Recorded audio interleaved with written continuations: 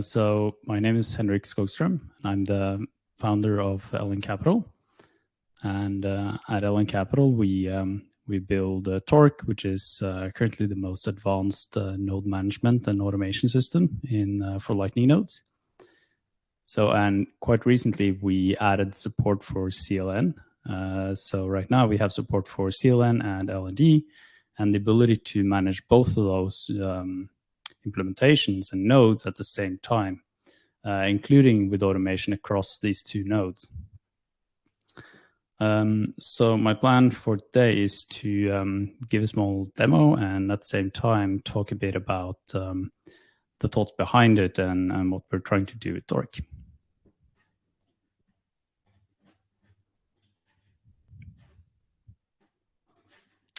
Yeah, how do I share the screen here? Is there a toggle screen share at the bottom? Yeah, there. It didn't work initially, but now.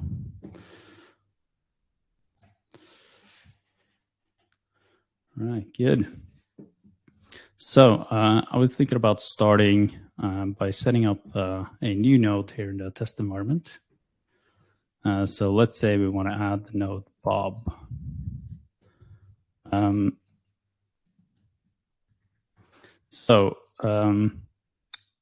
Right now I'm going to set up a LND node, and the reason is that our dev environment doesn't have easy config for CLN, so sorry in advance for that.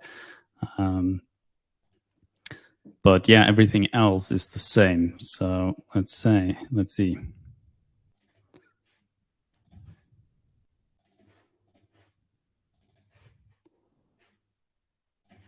So yeah, so when you enter Torq for the first time, it asks you to add a node, and the process is similar on CLN and LND. You just choose the implementation you want. You enter the connection address and the certificates that you need. And what you can do as well is choose a color for your node. And I can show you the point of that later, but it's related to having multiple nodes. Both implementations has the ability to turn on and off different data streams so that you can choose what information you collect from Torq. And this is then a process that runs in the background and continuously listens to events from your node and stores that in our database so that Torq can essentially react very quickly to changes. So here you can see that node is added. And you can see that since this is a SIMnet or reg test, we have an amazing amount of Bitcoin. We have a bit smaller amount of channel capacity. But yeah, you can see here the basic information about your node. You can also add a second node. I can just quickly show you. So currently the CLN node is in experimental mode. But yeah, you can see here that there's similar information that you type in. And here you can see the same subscriptions. So for demo purposes, going to add Alice.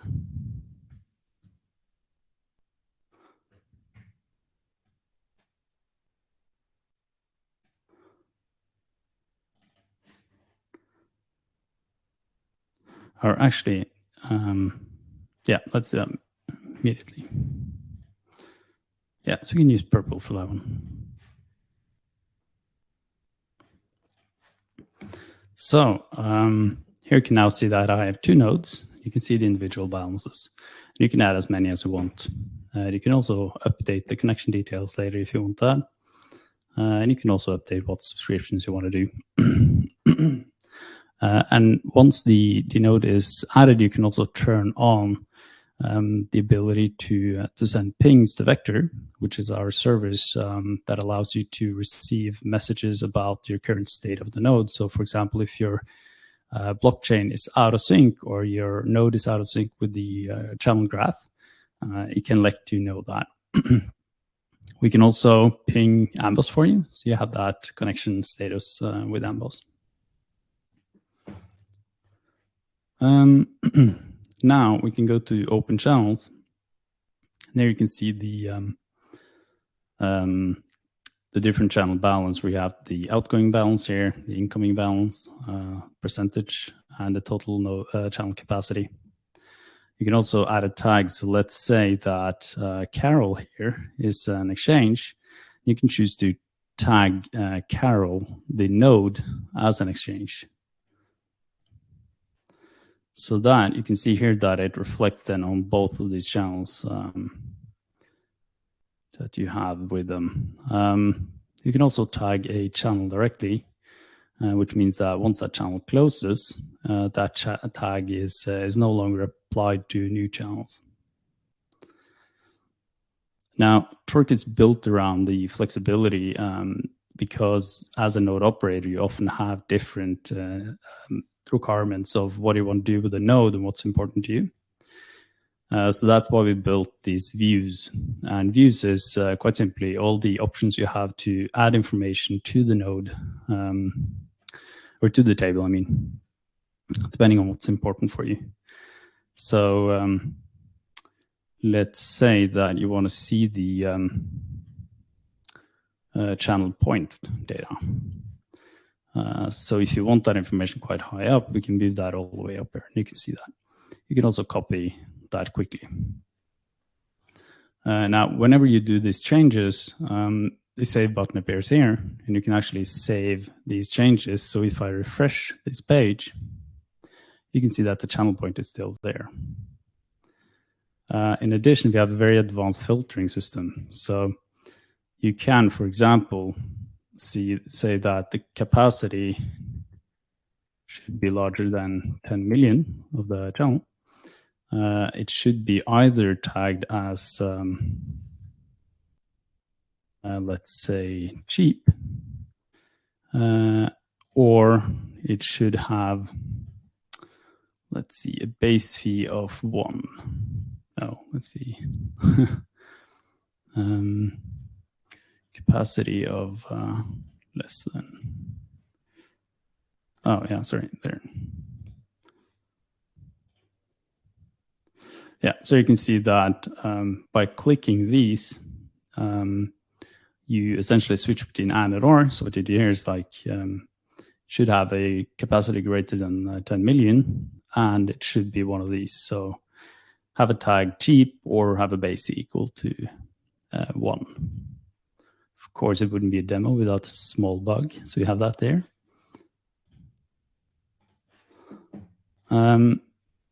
You can, of course, download the CSV version of this table. Request to update it as well. Yeah, we can show that later. Or yeah, let's do that now.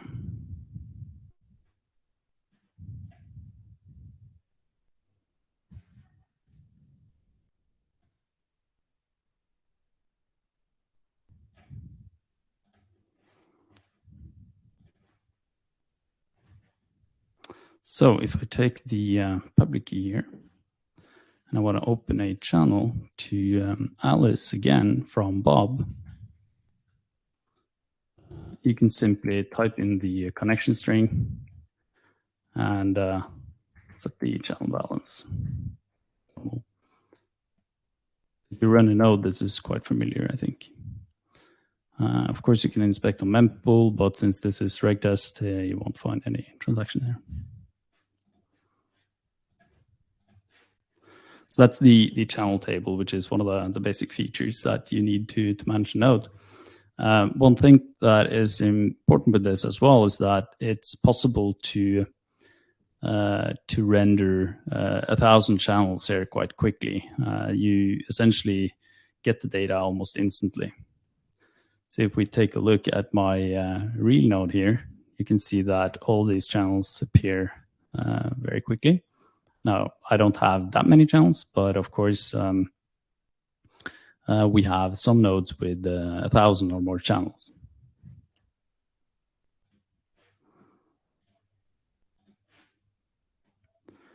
So one of the exciting new features, or fairly new features, is the ability to automate your node operation.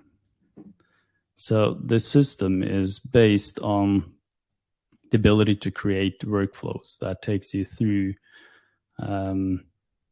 the different steps you want to do. So you start essentially by deciding what should trigger the workflow. And here I've chosen an interval of 10 minutes, which automatically triggers this workflow every 10 minutes. I have chosen that it should trigger with all the channels,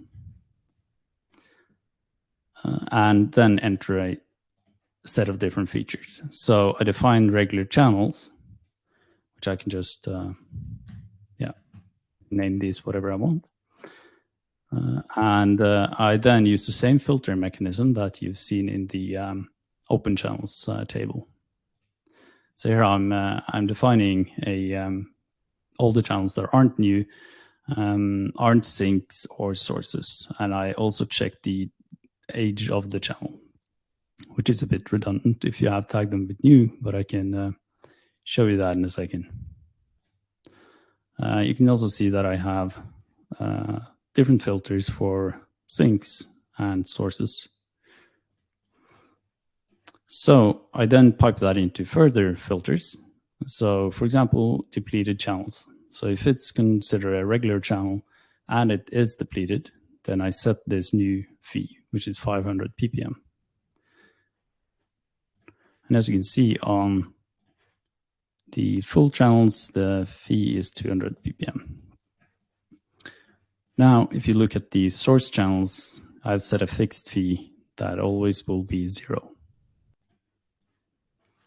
So now I can, of course, run this manually by clicking that button, or I can activate this to use the triggers to run it whenever it's 10 minutes has passed.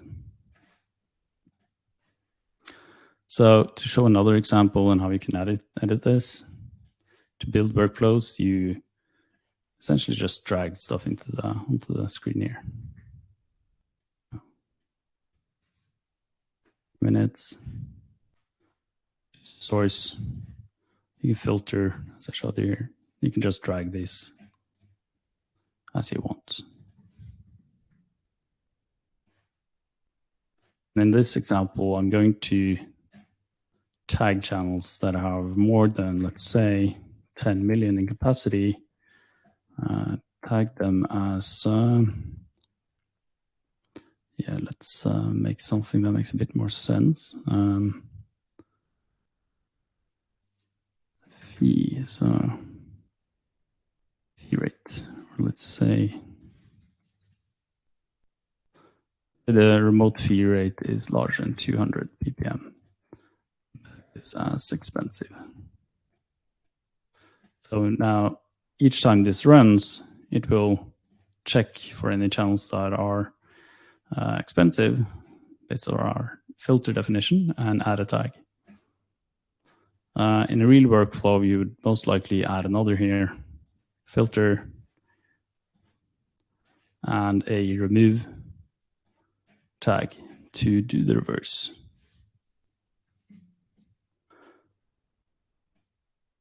No point of showing everything in detail, but you get the point, I think.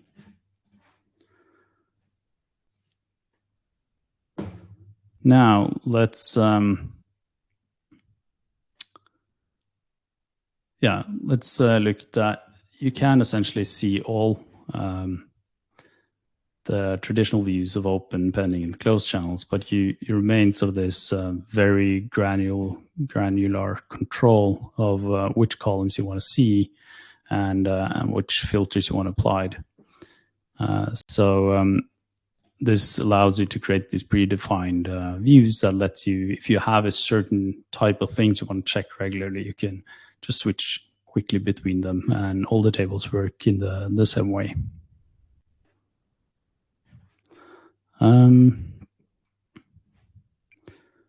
Yes, let's see. Just another thing, you can see this little color bar here. That's the color I chose right at the beginning with the the node caller, so you can actually see which perspective it is, because here you can see that you have the channel to Alice and you have a channel to Bob, and both of these are your nodes. So you use the color bar here or a column to show that that this is actually seen from a certain perspective. So you can see that this is the channel to Bob from Alice. So if you have 4 nodes, you can see which nodes these go between. So these are indicated to show either which channels are between your nodes or which node the channel belongs to.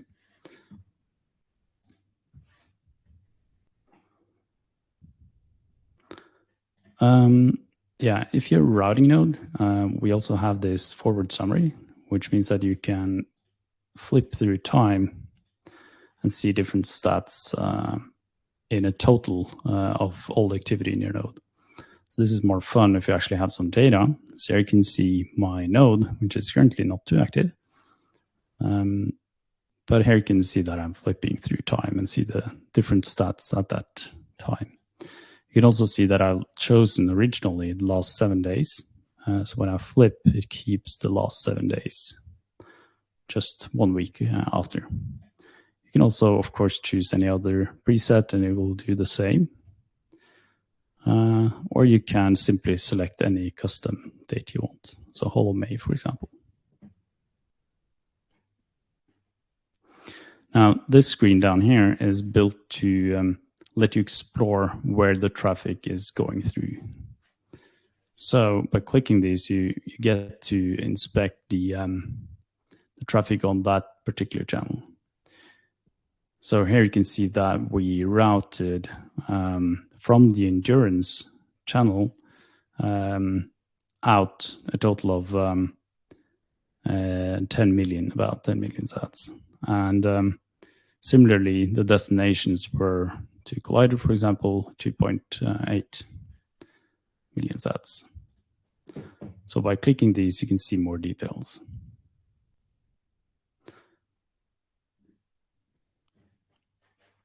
And here you can see the same chart just filtered on this particular channel, and where this channel was a source of inbound that helped these destinations generate outbound or revenue. So you can actually see the revenue generated here as well, or the number of forwards. Now here in this table, you can see the history of fee changes that are either from your side, that fee changes that you did, or fee changes that the other node did. You can also choose to which data you want to see. So only fee changes, only base fee changes, if the node was disabled or not, which was no data, or the max and min HTLC, for example.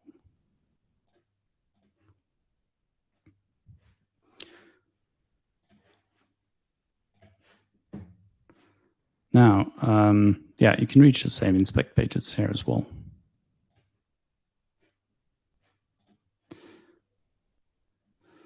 You can, of course, also update values. So let's say you have 240 ppm on this channel. This is actually live, so sorry, but using you as an example here, you can see that it immediately updates the number.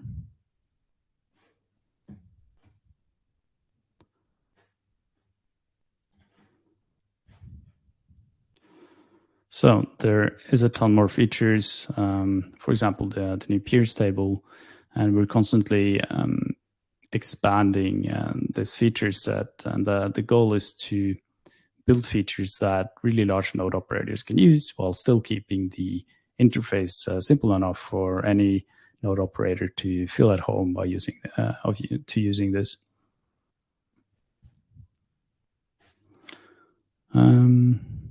Yeah, and finally, we have some settings. So for example, the time zone.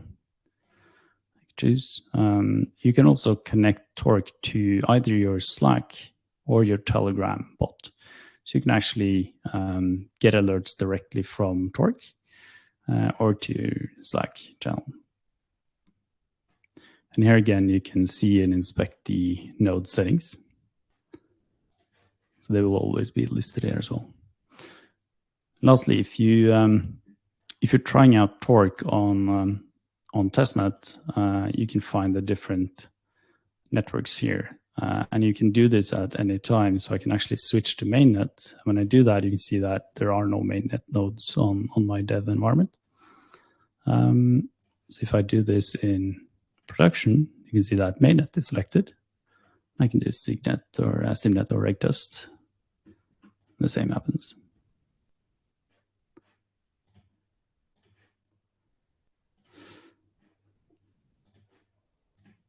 Now, a cool feature if you have multiple nodes is that you can actually move Bitcoin between your nodes.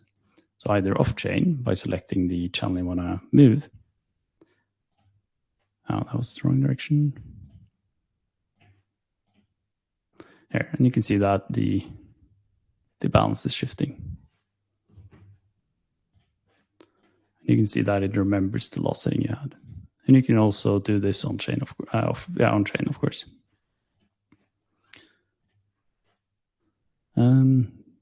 Yeah, I think we covered most of like a broad overview of features. Worth mentioning, though, that the actions in the workflow is something that we're always expanding. And it's the goal is to be able to automate any action a node can do and anything that you as a large node operator needs to operate. So for example, also if you need to buy channels from an LSP, that is a feature that we're going to add shortly.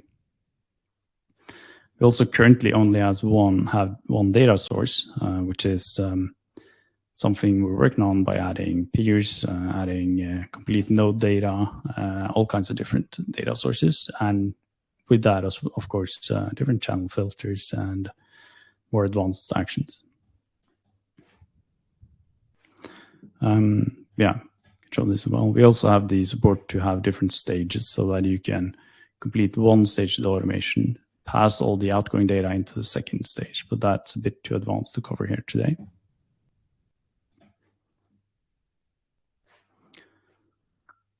Yeah, I think also if you have any questions, you can use the in-app help here and simply send us a message.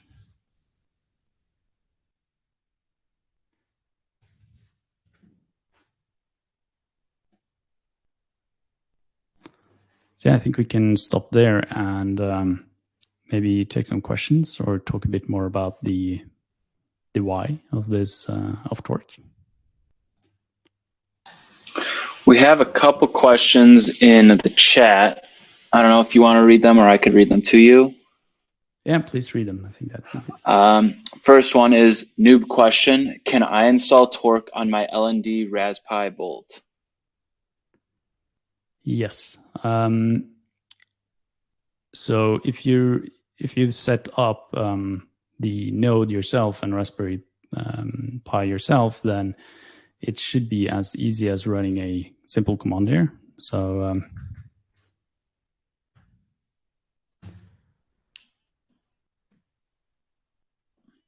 So you can essentially just run this script, which gives you a bit of a few questions, and then Torq should be ready to use. And you can also inspect the script itself and what it does if you're concerned about just piping that into Bash to run it. It's usually a good idea to check what it's actually doing. You, of course, have more options like Podman if you prefer that. You can run it on anything, even Kubernetes setup. So what the script does is essentially create a Docker Compose file, and it starts up two containers. One is Torq, and the other is a Postgres installation with timescale DB, which is needed currently to run the node. Run Torq, I mean. Very cool. Next question. How many channels can the automation work for? So it's built to handle any number of channels. So you can run for 1,000 channels if you want. And Kobe on the team is running All Nice, which is one of the larger nodes in the network, who has between 300 and 200 channels, and it works flawlessly for him. Cool. Tags. Does the user define these, or does Torq define those? Great question. So you can, if you go to the tags page, you can see we can create new tags. So let's say we want to create something like, rented. We'll add this category that you can put in, but not needed here. And let's see. Yeah, we might have another bug. That's always fun. But just a second, maybe it's... yeah, you can see here. So we just forgot to have a reset of the cache. So you can see now that it's appearing. Yes, actually, it shouldn't have this log icon. Oh, I see what happened. So actually used a tag that was defined already, some tag. So we can't have duplicate tags, and I apparently don't have an error message appearing, but I should add that. But yeah. So you can define anything you want. Cool. Next question. What is the main way to interact with Torq? Umbrel? So you can, there's an Umbrel app. You can install it with one click. The updates to that is a bit slower. So it usually appears like between 1 and 2 weeks after. So currently I'm running version 23 and it's only version 24 in Umbrel. But yeah, you can install it on any system and connect remotely as well. So if you have access to the gRPC endpoint, you can just connect it to any node anywhere as long as you can reach it. Very cool. That is all the questions for right. Oh, never mind. 2 new questions. What's the level of maturity / stability for the current release? Does the team feel it's ready for production? So with CLN, there are some, it's quite early. So I would say be careful, but we have some really large nodes running with CLN right now. And I think there shouldn't be any issues arising. We also have the ability to connect to Prometheus and using OpenTelemetry, etc., to pay close attention to what's happening and how much resources it's using. So if you see that it starts using a lot of resources, you can shut it down or, yeah, hopefully let us know. So it shouldn't use a lot of resources, because behind here, there's a lot of caching logic to make sure that we don't stress your node. And that's something that's built into the entire system, is that we have a lot of checks to make sure we don't constantly request data from your node. But for L&D, that's where we started to build, and I would say it's very mature. As I said, we have nodes with more than 1,000 channels using this in production. Very cool. And then the next question is, any notes on security and connectivity, especially if managing nodes in more than one location? I mean, it uses the gRPC connections, so it should be fairly secure, like secure as any application. But of course, it's recommended that if you want to be very sure that nobody can access Torq and do something nefarious, what you can do is run with either whitelisted IP or through a VPN, or make a tunnel to access Torq. Very cool. Those are all the questions for right now. So if you want to explain a little bit more about Torq or the use cases, that'd be awesome. Yeah, so essentially the story behind it is that we built Torq to be a scalable, full-featured node management and automation system. And we saw the need that right now a lot of companies in the space are building their own node management and automation at a very rudimentary level, and they're still using a ton of resources to do so. So just imagine that it is an unavoidable problem to manage your node. And if you're a team building a startup or even quite a large company, let's say you're a payment processor, at the product you're selling is not really that your node is running smoothly. It's not really that your payments arrive. So if they ask you to pay somewhere and it arrives, that's great, but that's also the basic requirement to be a payment processor. So your customers are actually choosing you because you have the easiest API to implement, good customer service, the checkout process for the end user is really smooth. So if you're a company, it doesn't make sense to use half of your resources and like a bunch of time on building something that your customers aren't really buying. They're buying all the other services you build on top. So Torq is essentially taking out a large chunk of everything that's hard with operating nodes on Lightning Network, while still giving you that ultimate control of what you want to do and how you want to run your node. So if you're a payment processor, it doesn't make sense to use something like use another service that takes a fee on managing and taking care of the infrastructure, because that's actually what you're doing. That's what you're offering. So you don't use a payment processor to be a payment processor. We have a ton of features coming up. So pay attention if you're running a company or large nodes, because we also want to talk to you and figure out exactly what features are most important to you. So right now, based on the feedback that we've gotten, people, for example, want to listen to certain types of event and history of a channel and see if they want to close it automatically. So that's something we're adding to the automation system. So the more input we get from you, the more we can shape the product towards your needs. So please reach out to us. Very cool. And last question, is there a Telegram group around Torq? Yes, definitely. So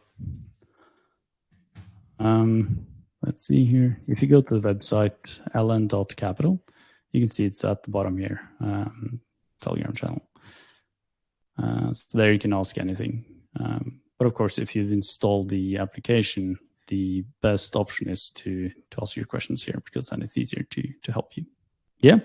So my Twitter handle is Skogstrøm. It's a bit hard to pronounce, but you might find it. And on the LN Capital handle is just LN_capital. So on both of these, but especially in LN Capital Twitter, we try to write a lot of informative threads about how Lightning works, and also some of the movements in the Lightning industry. So yeah, follow us there.